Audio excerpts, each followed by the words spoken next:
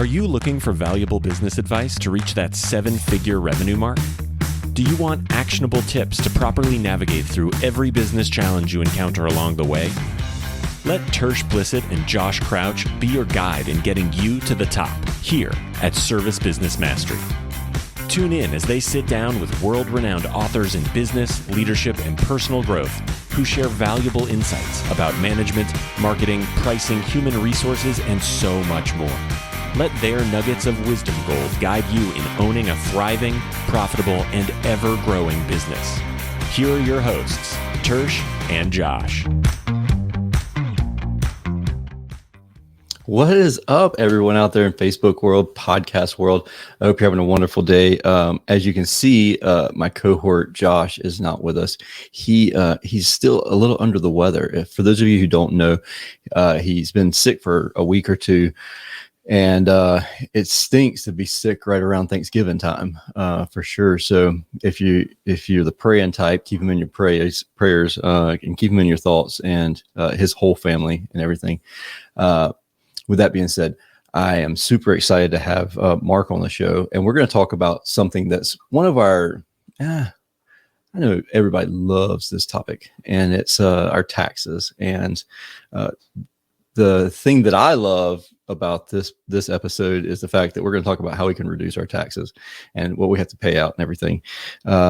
Before I get started, though, I wanted to mention yesterday I got this shipped to me, and I want to mention this because it's something that we do. It's part of our automation process that sometimes I just completely forget that it's done. Part of our wow packages, whenever someone purchases something over a certain dollar amount, I think it's like maybe $5,000 or something like that, a package similar to this gets sent automatically. So Service Titan notifies To Your Success, and then To Your Success sends out a packet of coffee and a cup and everything with our logo and all that good jazz on it. And I don't talk about To Your Success enough. And I think that it's just one of those things that's like, so it's a great product, and the automation part of it. So like when you open it up, they have a bunch of cookies in here.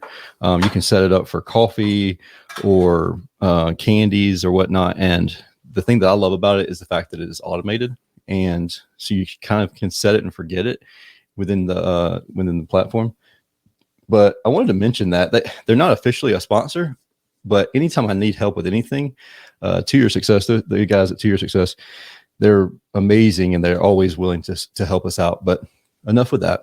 I thought it was really cool, and it was top of mind, and I was like, you know what, I need to mention that on the show. But today we're going to talk about taxes, and more so like how to reduce your personal income tax by 30 to 60%, and that's without hiring a new CPA or adjusting your investment strategy, that type of stuff. So I'm super excited to have Mark on the show and learn more about Mark. One thing I will tell you, though, that my introduction says Mark's a former Marine, but we all know that you're never a former Marine. Like once a Marine, always a Marine. Like I'm an airman, and I've, as I got out of the Air Force, it's one of those things where we don't take it quite to heart like a Marine does. But I welcome you to the show, Mark. Tersh, thank you so much. Thanks for your service. Hoorah, hoorah. Yeah. We're Semper Fi. We're all in the same on the same team, defending our country together. So thank you so much. Absolutely, man. So tell me a little bit about Peak Profit Solutions and how you even got into doing what you're doing now. Yeah, great question. I'll try to keep it as succinct as possible. But, essentially it's interesting. People ask me that question all the time. And, when I tell them my background, they're like, wow, how did you get to where you are now? I mean, my background, I went to University of Florida and got my undergraduate work in exercise physiology, got my master's degree in sports management. Yeah, so that doesn't sound like taxes. Right. So like, how did you get to where you are? Well, interestingly enough, when I finished my graduate program, I moved to the big city, Big Apple, and I started working for a club company that was New York only, a really high-end fitness club called Equinox, and they're in a lot of big cities now. And they only had 11 clubs. So I essentially, at the timing that I had with that company, I ended up moving to Los Angeles and opening up a number of clubs for them in Los Angeles, Hollywood, Huntington Beach, Santa Monica, all these premier locations. And in the process, I essentially became a business operator. I was running the clubs as an owner operator would. So I was responsible for driving revenue. I was responsible for managing expenses. I was responsible for EBITDA margin. And I was actually my incentives were based on margins. So I really became a good operator of a business. You really need to learn those margins. And like, it's not just, here's my P&L. Like, I need to know that so that I know if I'm getting screwed over or if I'm going to make some money and all that. That's 100% right, Tersh. So essentially what I realized, after about a decade of running other people's businesses is that, hey, I think there's a lot more opportunity for me to grow financially to run my own. But instead of getting into running, another fitness club and competing with these multi-million-dollar brands, I said, you know what? I talk business owner language. I understand it. So I'm going to be a consultant to business owners. So I initially went out and said, I'm just going to be a specialized insurance producer, high level insurance, buy, sell, premium finance, key man, but not be a securities license. I didn't want to do the whole broker dealer, series 7. So from that point forward, I really just grew. And over time, as I've traversed all these conversations, I started creating relationships with, advanced tax consulting groups, and every single group has a specific area of focus. So I've accumulated over a dozen different relationships over the last decade. And I use those. So I'm a tax architect. I'm not the CPA or the attorney, but I will lead the clientele that I'm working with to the right groups and blend the work together to make sure they have the additional layers of defense that they need.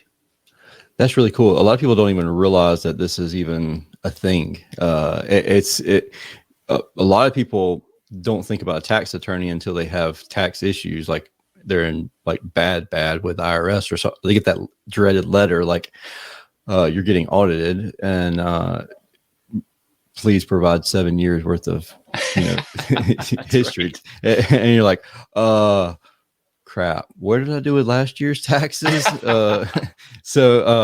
But yeah, like, and then for your role is such an interesting role. You're the connector for this. I guess let's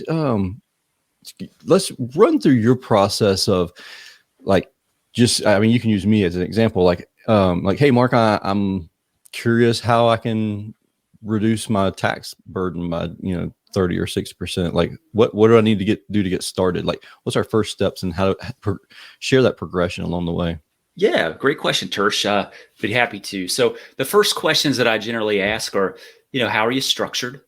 What kind of entity do you have, or do you have an entity? A lot of our clients, might be sole proprietors, but they might also be LLC owners or S Corp owners. Very rarely in the small business world are you going to find a C Corp owner, but they're out there because we work with, our groups work anywhere from small business all the way to like medium size, like really, $100 million companies, or, just a few $100,000 a year. So we're looking at how they're structured because a lot of what we do is legal in its approach.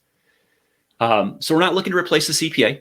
Gotcha. We're essentially looking to add that additional layer of defense. And depending on how they're structured, we immediately may see an opportunity to create a new pathway for them to receive a portion of their profits at a lower tax bracket. So we look at structure. And then the next question would be, Tersh, on any given year, what do your revenues look like? What does your net income for the business look like? And how much, approximately how much tax liability do you have? And those 3 things will give us an idea of kind of what directions to go in with regard to the different solutions we can bring to the table. Is there typically an amount of years in business before your services are warranted? Because even the question you asked there, what's your typical yearly revenue?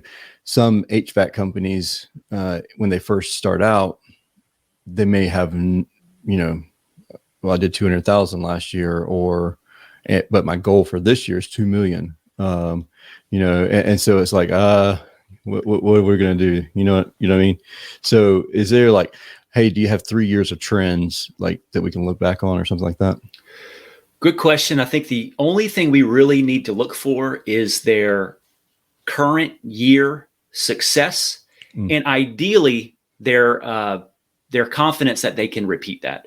And it doesn't need to be, oh, well, when you get to $2 million in revenue, give us a call. No, it's more about, are you getting to a point where you're going to be moving $50,000 or more of profit to yourself per year in some way, shape, or form, whether it be part salary and part income above salary. But that's usually the lowest threshold we usually start with, because they're paying, $15,000 or so in taxes. And we start working on how we can, start being more efficient with that. But, most of our heavy hitting clients, once they start paying taxes on, 200 plus, so they're hitting that $40,000-$50,000 mark, sending that check to the IRS, the federal and the state. And it's like, well, 40,000 to the feds, 10,000 to the state. That doesn't feel too good.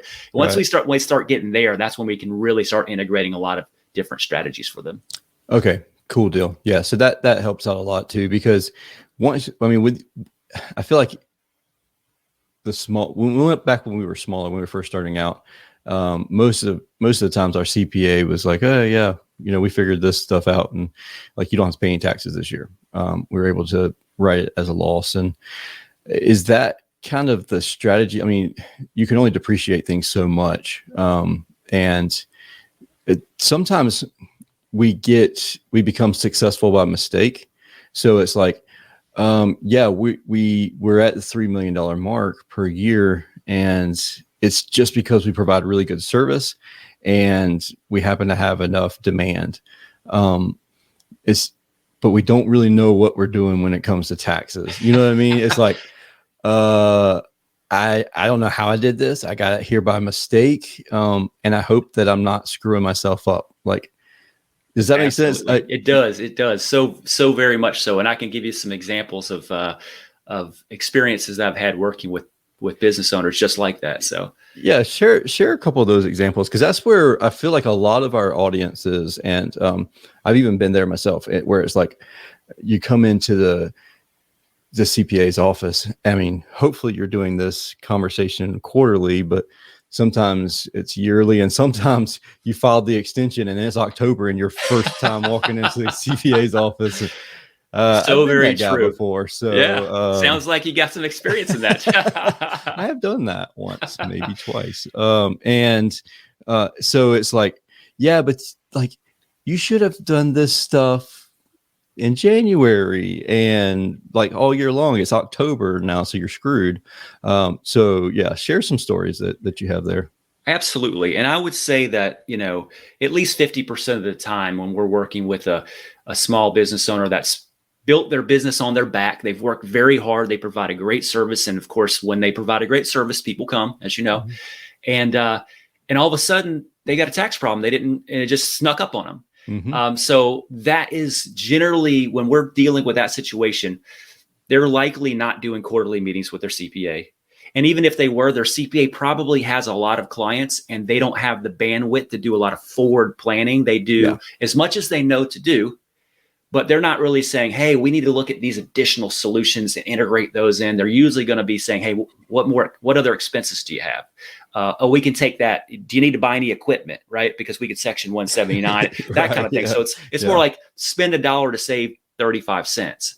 So it's also like, hey, go buy a new truck with what cash? Right. Where am I going? Oh, wait a minute. Oh, so you have a cash flow problem too? Let's revisit that also. That's right. So when that happens, essentially it's kind of a nice conversation, because we can say, Mr. or Mrs. Business Owner, right now, all of this, the way you're structured, your profit that flows to you from your business is kind of like a waterfall. Whatever you don't buy and expense out to business expenses and then maybe defer in a qualified account, it's a whole nother conversation, which we don't have. We don't take over the advisor's role. We actually give them more money to work with. So that's why a lot of advisors like us.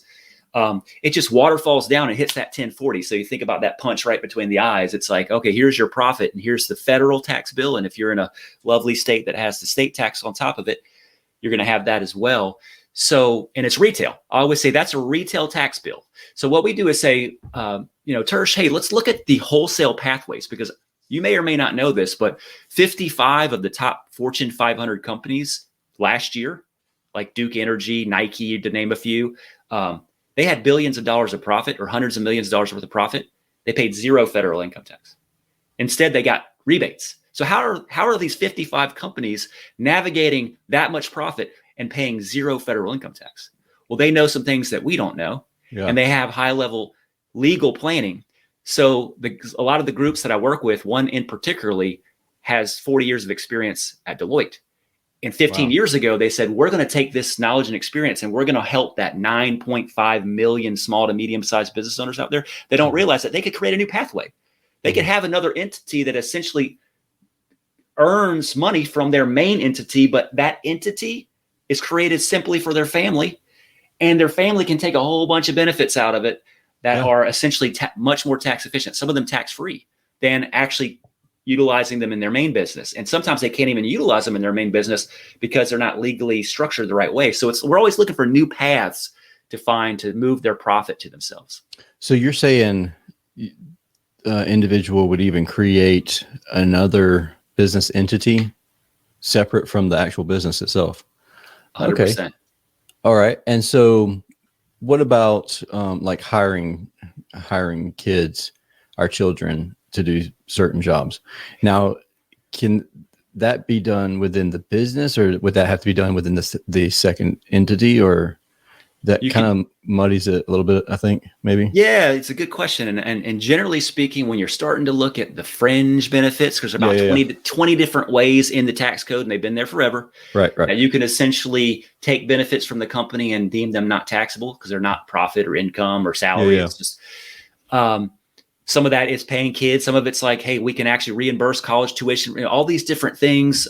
Any dollar amount over your HSA, like if you have out-of-pocket medical expenses, those could be tax deductible over, things that you generally have limits on. They all go away. So it's really, case by case. But at the end of the day, we don't usually recommend putting all those policies in the main entity, because when you start putting those policies in there, you have to offer them to everyone in your company. Oh, yeah. So when we carve it out and say, hey, we're just going to have a service company, like a consulting based company or management company, which is totally fine. And a lot of these policies are going to be written in. So they're really just for the benefit of the family and whoever they want to add into that company. So it really becomes more of an exclusive. And this is what owners of large companies have done for decades. They have a marketing and management company, and it peels out, $100,000 to $200,000 I've heard of people, I know people who have these other entities for the license aspect of things, but we've never had the conversation of the tax ramifications that come along with that, because like in certain states, let's say I'm in a state where I have to be the license holder, or the business owner has to be a license holder in order to bring on a new trade like plumbing. But I don't have the license, so I want to bring somebody in. I've heard of people taking and having another entity that person is a partial owner in that entity, so they don't bring them in as an owner of your big corporation that you've been building up, in case there's any kind of needing to separate in the future. But I haven't heard the conversation specifically about the taxes. And I feel like, and correct me if I'm wrong, it's just what I'm just spitballing here, but I feel like it may add another layer of protection or security when it comes to tax auditing. Is that an accurate statement? Absolutely, because now you're looking at your P&L as an aggregate, and you're not looking at profit from just one business. You're looking at profit from multiple businesses. And the idea behind the other businesses are that they're going to be net zero companies, because the whole idea is that they are doing and providing a service to the main entity that is legitimate and has economic substance. So there actually is work being done, but the idea is that you're able to extract the profits from those entities, because there can be more than one, depending on what they need to do, at a much lower tax bracket. Some being tax-free fringe benefits. And if we want to get into like a little bit bigger cases, we're looking at what the bigger companies do, which is profit relocation. So a lot of bigger companies, why is Apple in Ireland? Well, it's not because they want to hire Irish citizens, right? Why is a tax benefit to be there to open up business there? Okay. Exactly. All the big companies have divisions of their company in more tax efficient areas. Probably not a small business like a mom and pop HVAC company. You probably wouldn't get into, even if you were in the $20 million range. Yeah, it's interesting. We have one of the groups I work with, which is the predominant group. They have the ability to turnkey the profit relocation scenario, and essentially they're duplicating what the large companies do. And the reason why they do that is because they actually help the large companies do it when they work with Deloitte in their first 25 years of business. So they know exactly how to do it. They just said the smaller company just doesn't have the bandwidth. They don't have, to go get the grants and set up shop, and basically what is the company going to do? And then how do we manage it? And then of course the other side is, well, how do we access those profits at that lower tax bracket? So they turnkey it. So it's almost like we've had companies that shift as little as $150,000, $200,000 of their profit. So, obviously you need to have $400,000 or $500,000 of profit to start thinking about that solution. Yeah. But for as little as that, we can start saying, hey, you don't have to do all of the work that your company is currently doing in your current main entity. We can carve out some of the work that you're doing, do it better, do it more efficiently, because that's the key. It has to have value. Mm-hmm. And the cool thing is that other group, that's that other division that's doing the same, doing work that you were doing in-house, what's being done in an economic development zone, and they have the right to earn profit. So let's just say you're paying bills, and those bills, when you generally pay them from your main company and you're paying out, say, $1 million a year in vendors, right? Vendor costs and expenses. Mm-hmm. Well, paying from your main company in Georgia was just an expense. Have a procurement company in an economic development zone, the same expense goes out, but that procurement company can charge an invoice for doing the work. So now you're pulling profit from your Georgia company to your economic development zone. And now you want the profit to be earned in the economic development zone because maybe there's a 4% corporate tax, and maybe you can take the rest of the tax exempt dividend. So that's where it's like you're starting to do what big companies do, but you're working with a company that could just plug you in. It's like, we have the whole setup. How big of a space do you need? Right. Yeah. I mean, and that's the thing that whenever I know when I talk to business owners, the conversation that we'll have is like, how are this person making money and they're showing losses, and, or they're showing profits, but they're not, getting killed. And then when you even dabble into any of the conversation, a lot of times it's like, okay, but then are we penalized when we actually take the money out of that company? Are we robbing Peter to pay Paul, essentially, and to create more busy work for ourselves? And that is the key. A lot of times when we're doing analysis work for businesses that have started to get a little bit more sophisticated, it's like they have 5 or 6 entities. And you're like, why do you have this entity? Why do you have, well, this is a leasing company. This is why, but the net result still flows to you at a retail tax rate. So maybe you have a little bit more asset protection because maybe your leasing company is an LLC and this, but there's no real tax benefit. So we're always looking at, everybody has their KPIs and their key performance indicators and their profit centers. Hardly any small business owner, because the big businesses do this. Yeah. But small businesses, one of the profit centers for big businesses is their tax bill. That's a profit center, because right. And people are like, we think this is a dreadful time, and they're like, let's make some money off this. Exactly. So we basically, what I like to do is say, hey, we can bring that big company approach to a smaller company and turnkey it, and not say, hey, you have to walk away from the CPA that you know and love. Mm-hmm. We're just adding these additional layers in, and as the company grows, we can actually add more layers in. But at the end of the day, going back to your question, is we're not looking to create entities that are just moving the ball around. We want to make sure that this entity is earning more of the profit over here, because we can take some of it as tax-free fringe benefits at zero tax. Maybe it's earning it over here because it's in an economic development zone, and we can take it at a lot lower corporate tax plus some tax exempt dividends. I mean, we could even get trust scenarios involved as well, where you can have a part of your company be owned by a trust, and that trust can give the business owner significant advantages as well. So it's a lot of things that can be done.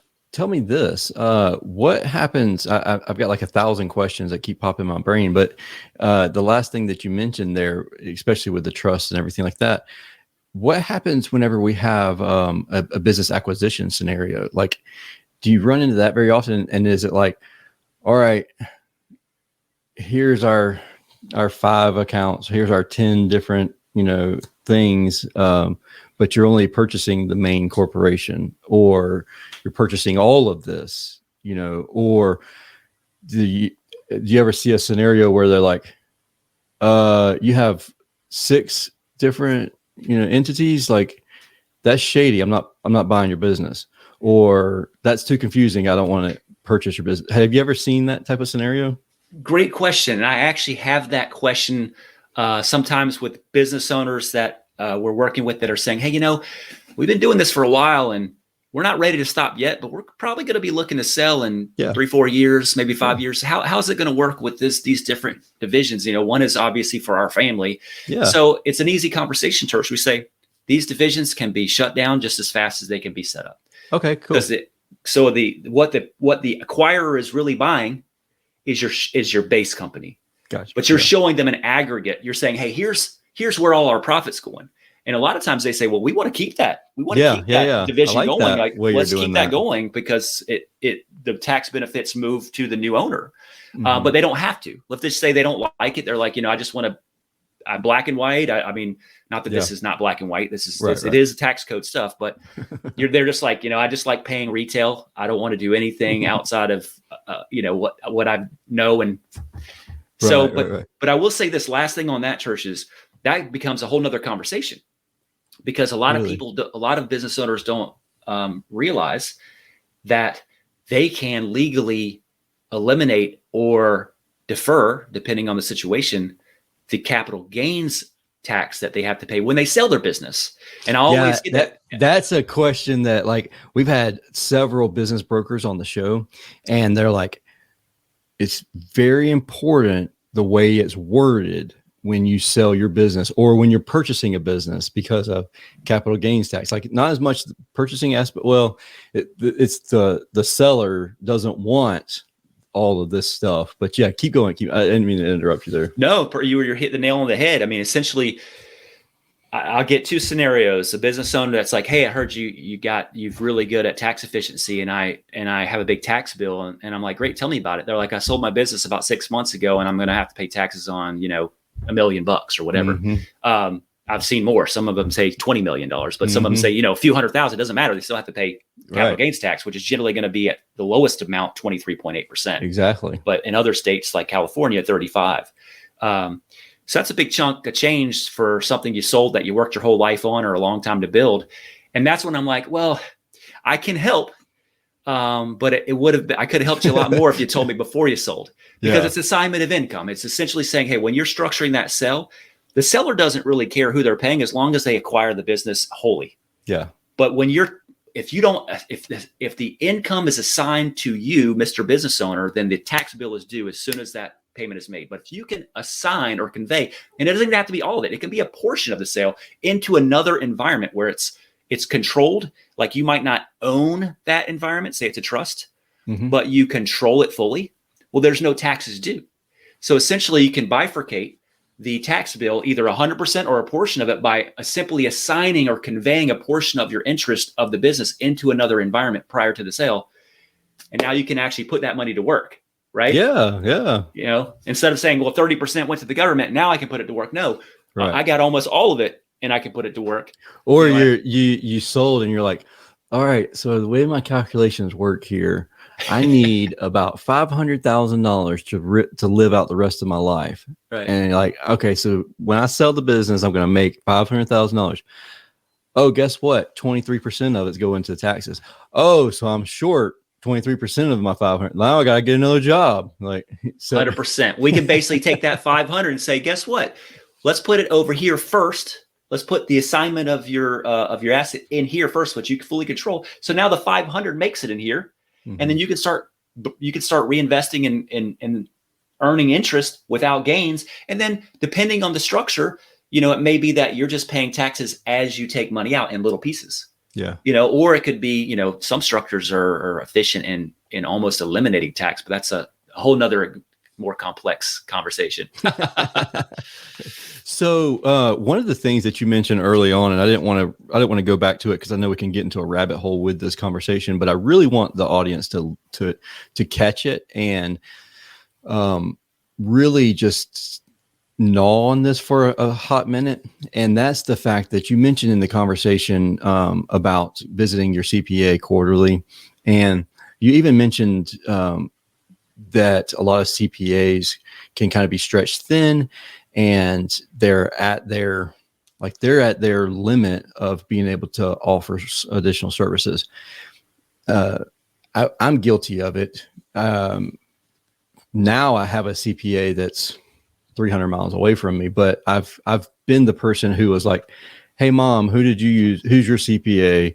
Like, "Oh, it's Sally down the street. She does our, and she gets online and does her taxes once a year." And so like I've used Sally because she was right down the street and she was cheap and would do my taxes once a year. But a CPA in the grand scheme of things shouldn't cost you money. They should make you money, and you should be meeting, and they should be proactive instead of reactive. And you mentioned them being at their, like, just getting their taxes and even meeting quarterly. They just have enough bandwidth to react to what you've already done. And hopefully you didn't wait a year, almost 2 years, because you waited until October of the previous Right. year's taxes stuff. And so I would preface that with like, hey, look, somebody might say, yeah, it's going to be $2,000 to use this CPA or whatever. I mean, you might be used to paying a couple $100, and then someone says it's $2,000, but that CPA may actually be someone who's proactive, and they may make you an additional $10,000. So just keep that in the back of your mind whenever you're thinking about this entire situation, as far as if you're getting to that point to where numbers are getting big, or bigger than where you're comfortable, and you're like, okay, I need to hire a CPA. I will tell you that it's probably been 2 years ago now, maybe even 3 years ago. I had a guest on the show, and something he mentioned that really stuck with me is having your 5 people. And we all know that we are the 5 people that we surround ourselves with. But one of the things that he mentioned was have a good banker that's your first name basis with, have a CPA, it's the same, have a tax lawyer and an investment advisor that does the same exact thing, and then a mentor. So like, that's just something that really, really stuck with me. And I'm not even like, I don't have an amazing tax lawyer or anything like that I'm really good friends with. If anybody's listening to this and you're a tax lawyer, hit me up. But I'm it's just something that really resonates with me. And like, it's do as I say, not as I do type scenario. But I can speak from experience. Like, you don't want to be calling out to tax lawyers. You don't want to be calling out to a CPA when you're in trouble, with the IRS type stuff. And it's the same with Mark here. Like, I'm loving this conversation because it's very proactive work versus reactive work. And a lot of times we stay so busy in our businesses because we're putting out fires. That's what everybody says. Like, I can't do X, Y, and Z because I'm just busy putting out fires all day long. Well, if you're proactive in your taxes and all of this investment and stuff, you're less likely to have to spend the time putting out fires, because you're being proactive in the situation. And so I super appreciate you coming on the show, Mark, and sharing all this information with. Before we go though, I'd be remiss if I didn't ask, because it's something that I know I'm thinking and everybody else is thinking. With me mentioning with the CPA and the cost difference, what typically is an investment? And I know that's going to range, because you can't charge a $200,000 company the same as you charge a $200 million company. But what's a typical investment in this process and getting the ball started and stuff? Yeah, absolutely. Well, the good news is the first step is a complimentary consultation. I only need 20 minutes of someone's time to determine what pathways are readily available. And depending on those pathways, there might be a small retainer to get the work done initially, to get the analysis work done. And we're talking like a few $100s, maybe if it's a lot of analysis work, maybe, $1,000, $1,500, not a big deal. Yeah. But the good news is we're not going to do the analysis work. I'm not going to even allow for the analysis work to happen unless I know proactively, based on the information the conversation I've had and the facts that I've found from the complementary analysis, that we're going to save them, depending on the size of the business, 30, 40, 50% of their current tax bill. So we always look at it in percentages. And I'm thinking, when I'm talking to a business owner, I'm saying, there's likely a 20% reduction. We could have 30%. So if they're paying, easy math, if they're paying $100,000 in tax, I mean, obviously not everybody's paying that. Let's say they're paying $10,000 in tax, but I'm looking at, hey, we could probably carve 30% off of that.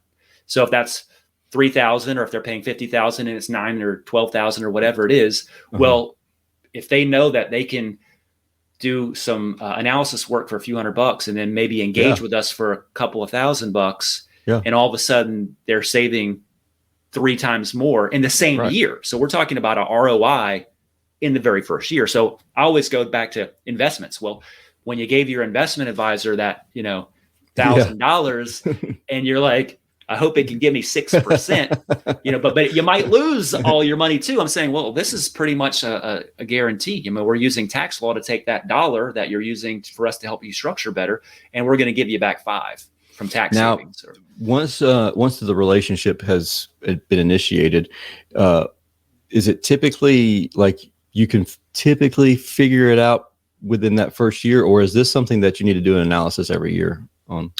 Most of the strategies that we put in place, when I say we, it's the core group of tax, because we tax attorneys, CPAs, et cetera. They're evergreen. So once the structures are in place, it's like, hey, you continue to use this for as long as you're in business. And now, of course, if tax law changes, well, because it does, it's a moving, it's like the fairway might shift a little bit, and you don't want to be in the rough, you want to be in the fairway. So that's why we have, like, most of our groups I work with have retainer packages where they can stay on, or you can just go back with them every year or so and say, hey, just want you to reevaluate what you put in place for us a year or two ago. If anything's changed, let us know. And they essentially shore them up. So there's always an ongoing opportunity to stay engaged, because again, CPAs are they don't have the bandwidth to know what the latest court cases specific to this tax code that's in 70,000 pages that maybe not everybody even knows about to begin with, So tell me this, what happens if you get into analyzing our situation and you're like, hey man, look, I'm just going to be blunt with you. Your current CPA is garbage. So I recommend this person here. Like, do you have that ability? Like, or if I come to you and say, hey, look, I don't have, there's no love relationship with this CPA. Sally, she's just Sally. Like, I don't really care. If I need somebody else, can you recommend someone to me? Yeah. And here's the thing, and I want to make sure this is really important to communicate. The goal for what I do and what the groups that I work with do is not to put the current professional on notice, on blast. That's right. It's more to just evaluate what's currently being done and provide additional layers of efficiency and integrate. So, there's going to be times that we might see that the CPA was really asleep at the wheel. But that's not that, normally it's not, because we're really doing things that most CPAs really don't have the licensing to do. They're not attorneys. So, but I'd say every once in a while we'll have the CPA. But here's what normally we run into is, only 2 or 3 out of the 10 CPAs out there are forward thinking and know that there's more things they can do that are outside of their scope. The other 7 or 8 or 9, sometimes it's 9 out of, 9, 1 out of 10. They're like, well, if I don't know about it and I don't understand it, I don't like it. Exactly. And now the business owner has got to make a decision. And that's when I say to the business owner, hey, it's your decision. You're the business owner. But I can tell you, I've got dozens of accounting groups and CPAs, because we work in all 50 states and we've been doing this for 16 years for small business. I would love to have your business that already have clients that are doing this. Yeah. So, and that's something like even within our peer-to-peer coaching groups, there's certain people, I'll hear them say, like, my CPA would not allow me to do that. Like, my CPA wouldn't let me, write off a van wrap as marketing expenses. It's like they would just say, like, well, my CPA won't let me do this because it's not, like, that's not how they've ever done it before. And like, if it's not that way, they refuse to do it. And it's like, are you working for them? They work for you. Like, how's this relationship work again? That's right. Well, I look at too, Tersh, this is one of the things, the analogies I use is, hey, if you were to look at your primary care medical physician as the end all be all, you probably would run into some problems down the road, because you might need some neurology assistance. You might need some ear, nose, and throat assistance. And God forbid you need oncology assistance, or, there's specialties. right? So CPAs, I think, are good general practitioners, but the reason why they have never really been apt to refer to specialists, because most of the specialists say you don't need your CPA anymore. Come with us.